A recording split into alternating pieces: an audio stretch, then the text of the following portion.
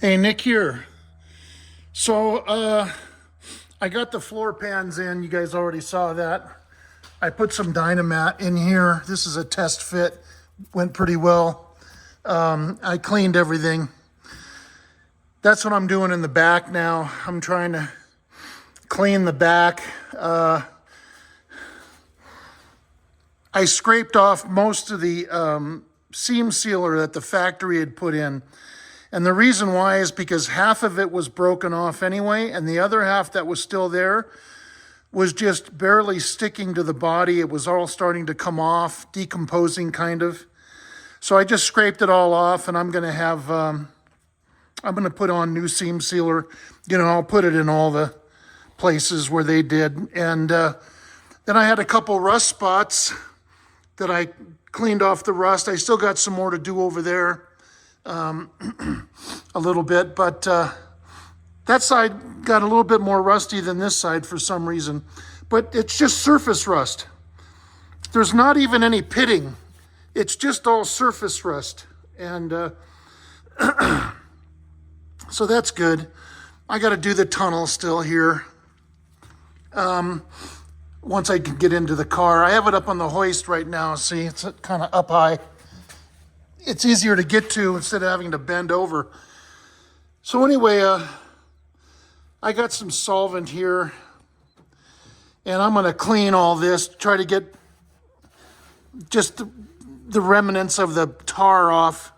I'm going way too far with it. I always do, going way overboard, but I just want to clean it and have something have a good surface for the Dynamat to stick to.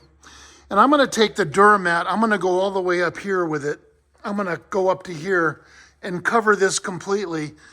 And that'll help to deaden any noise coming from the trunk. Never having owned a Mustang before, I don't really know if anything was back there. It might have had a cardboard, but I don't see any mounting holes or any kind of tabs to lock a piece of cardboard in there. So I'm kind of wondering if there was anything in there at all behind the back seat. I don't know. So my first Mustang, if any of you guys know, leave it in the comments. But I'm going to put Dynamat all the way down over the tunnel and everything. I'm going to cover everything. Now, another thing I've noticed, I've watched many videos, but like recently I was watching a video of a guy fixing a 70 Dodge Challenger. They were completely restoring it. And they went ahead and put Dynamat on the floor. And what they did is they didn't cover the floor completely. They just put like a square here, and that was it. And then just a square here. Did you even see that? I'm not even pointing the camera in the right place. I'll start over again. They would put like just a square like this, right, of Dynamat. They wouldn't cover everything.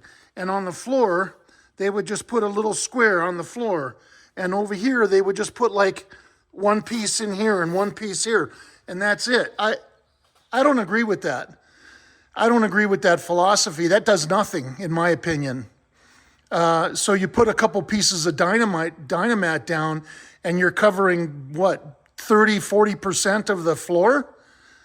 That's not doing any good at all, in my opinion.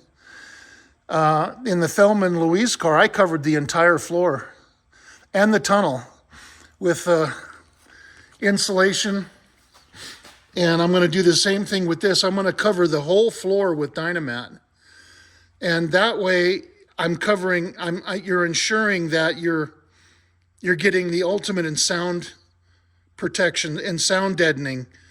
Now, I know it's a convertible, but every little bit helps. Dynamat, that crap's expensive, man. One box of, I forgot how much, there's 10 sheets that are about like that size. There's 10 sheets that size. It was like $250. Expensive. So,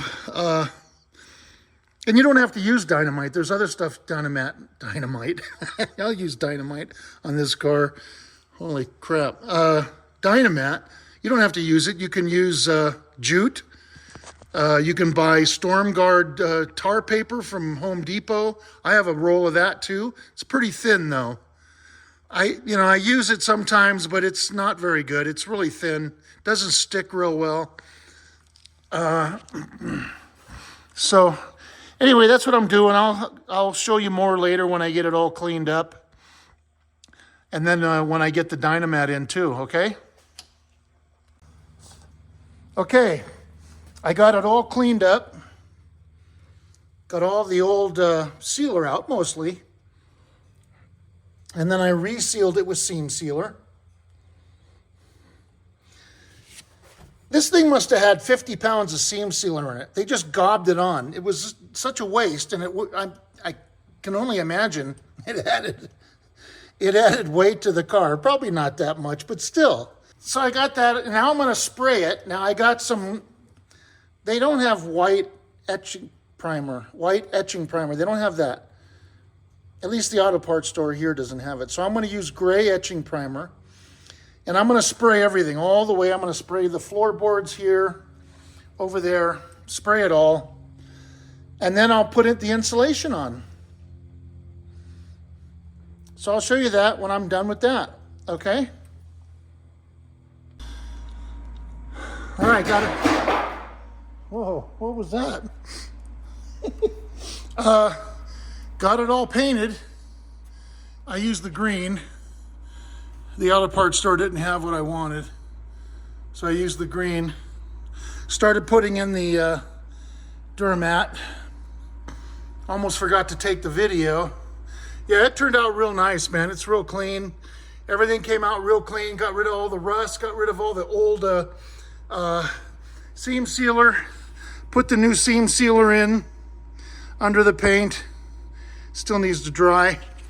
Yeah, so I'm happy with it. Really nice. This is all dry now. Okay. So yeah, so when I put the Dynamat in, I'll show you that. Okay, here we go. This is what a floor covered with Dynamat should look like. Mostly, you know. And I went all the way up the back, covered those holes in the trunk. So that'll help to deaden some of that noise. Now, I had a box of 14 square feet of Dynamat. There were 8 or 10, I don't remember now.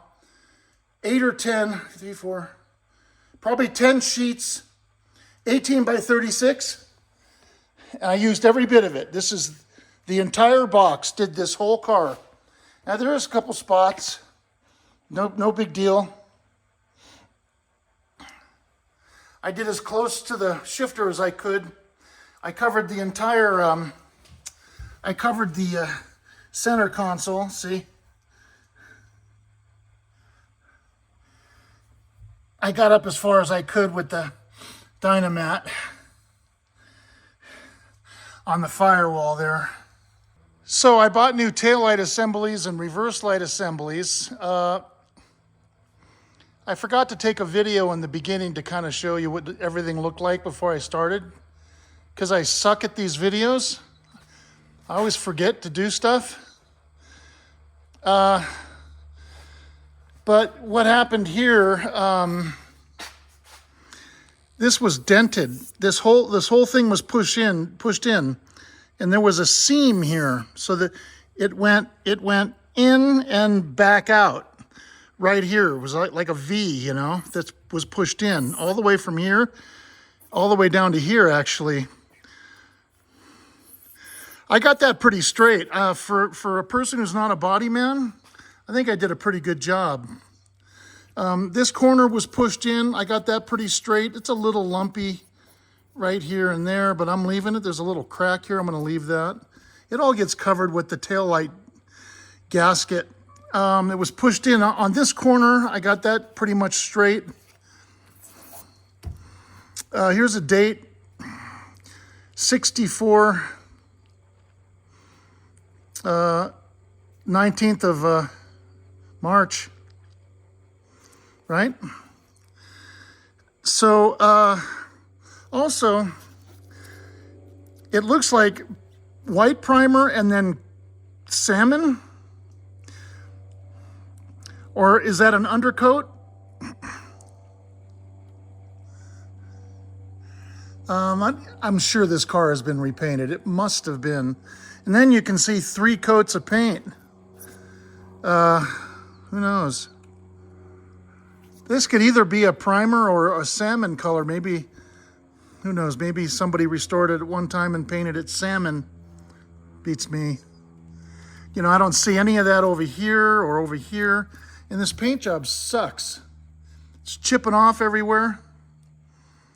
So what I did was, I'll show you what I did with the, down here with the reverse light assemblies. So here's the driver's side. This is all nice and straight here. Paint's chipping off, but that's all going to be underneath the lens. Yeah, see, I think this is like an Earlshire paint job underneath maybe the original paint. Here's the original paint, and here's an Earlshire paint job or something, you know? Mako. Who knows? This is shit, and this looks factory. That's probably what it is. Anyway, what I did was the paint was all chipping off. There was rust right here. The paint was all chipping off all the way like down to here like this. So I sanded all that off, and then and you can actually kind of see the edge of the paint right here. Fat Panda. Dun, dun, dun. Hi, kitty. But I don't care. I'm going to leave it like that. The car needs to be painted, so I'm just touching this stuff up. So what I did was I gave it a nice thick coat of a couple coats of etching primer. And then I found some white that's similar. It's brighter. You can kind of see. This is like a Wimbledon white, and that's like an eggshell.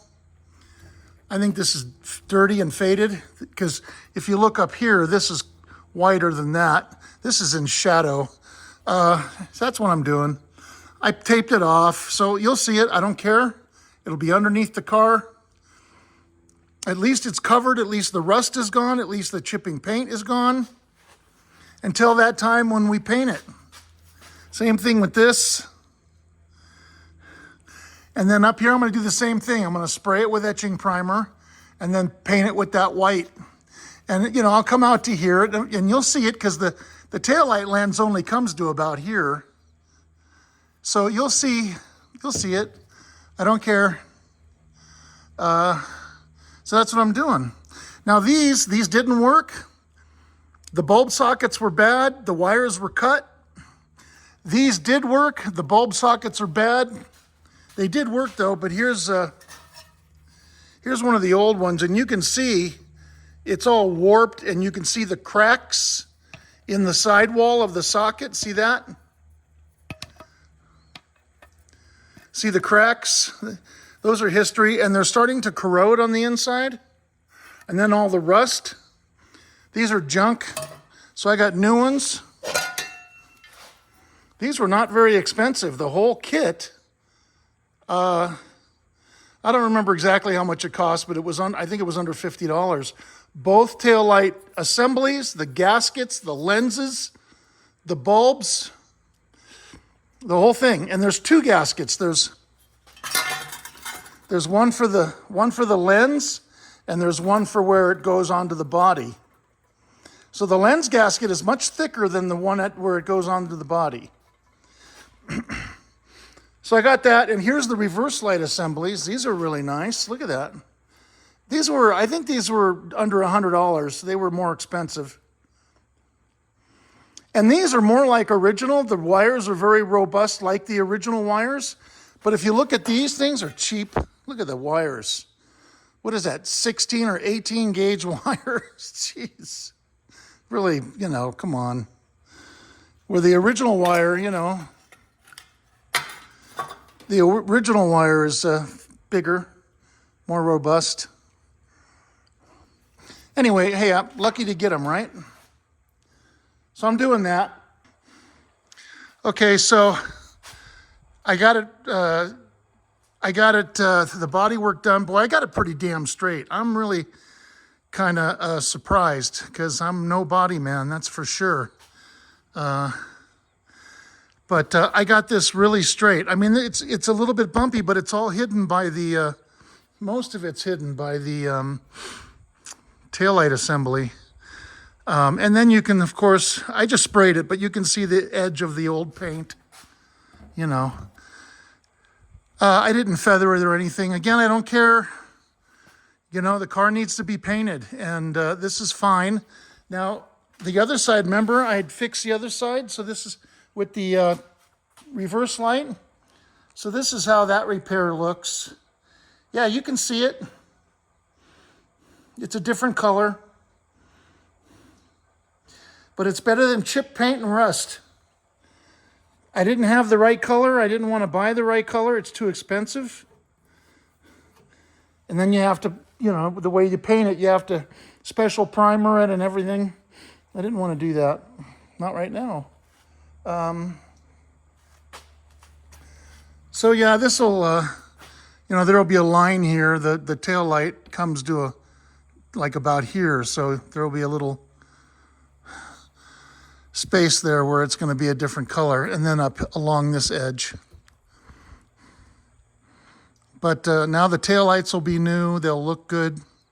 The reverse lights will work finally. I don't know how long it's been since they didn't work. The wires were cut when I got it, you know. So I just gave it its first coat of finish paint, and I got probably 2 more coats to go. You got to let it dry for 10 minutes. 10 to 20 minutes, it says, and then I'll give it another 2 coats, and then I'll let it dry overnight, and then I'll pull the tape and put the taillight in. So I'm going to put the taillight in this side. Okay, got the driver's side all on. Looking good. Okay, a couple problems. You know, this is the problem with reproduction parts. They suck. I guess there's something, but you know, it's why can't they make them like they made them in the beginning? But they cut corners. You see how, here's the original. See how the screw hole right there has got a sleeve? That sleeve is threaded, so you can use a fine threaded screw. Here's the original screw to hold the taillight bezel, right, onto this. The taillight lens and bezel screws into this. And this fine threaded screw screws into that hole with that sleeve, and the sleeve is fine threaded. Well, the reproduction doesn't have that sleeve, it just has a hole. So you don't use the original screws. So I had to get my box of countersunk screws that I've collected from 1,000 T-Birds. And then the bezel, the assembly, sits so close to the body of the car that you go in, you put the screw in one turn, and the tip of the screw is hitting the body. So I had to drill this hole out bigger than the screw, and then I had to drill a hole through the body smaller than the screw so I could screw it into the body. You know what I'm saying? So the screw went through this and then screwed into the body. So you can see the screw right there? So what? It goes through the body. There was nothing else to do. See over there, I had to go through the body. Stupid. Anyway, it looks okay. It looks good. It's new, you know, nice brand new lens, brand new bulb, brand new socket. Right? New reverse light assembly. I got to run the wires and everything. I'm not done. And then I've given this 2 coats now. Let that dry overnight. Yeah, I think 2 coats is enough. It's flat. It's a little bumpy, but that'll all be hidden. So, must have got hit on the top here somehow. Okay, so I got it all done. I got the reverse lights in. I got the new tail lights. All new tail light assemblies.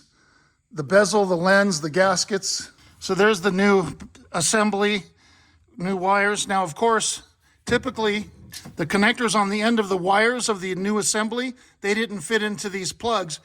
You know, it's really amazing to me that they didn't figure that out. They're way too small. They didn't clip in at all. Man. Reproduction crap.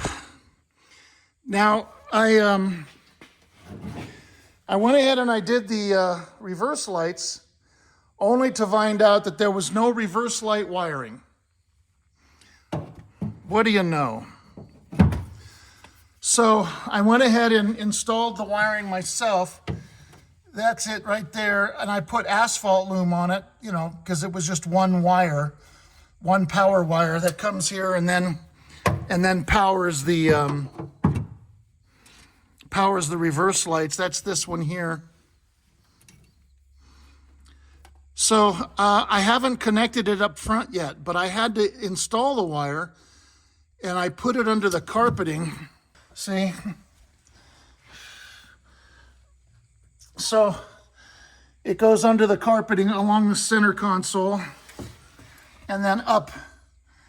And then I've got it just tie wrapped to a cable up there until I can figure out where to attach it. Now, the neutral safety switch, this car is an automatic. It has a neutral safety switch like a 66 C6 trans, and it's got the reverse light wires on the neutral safety switch, but there's no reverse light wires going back from the dash to the rear of the car. So I guess when I do the dashboard, when I pull that unit out, I'll be able to look under the dash better and figure out how I'm going to do that. So it's weird how somebody went through all this trouble to put reverse lights on it and never hooked them up. Stupid. Anyway, that's done. And I know this looks hokey, but I had to fix it, you know, and I it's just temporary. I had to straighten the metal and get rid of the rust and the chipping paint. I mean, it's got chipping paint everywhere, but it was pretty bad around these, especially on the reverse light assemblies. It was really bad. So I had to fix that. So yeah, so that's it. Okay, don't forget to like, subscribe, comment. I answer them all. Thank you for watching.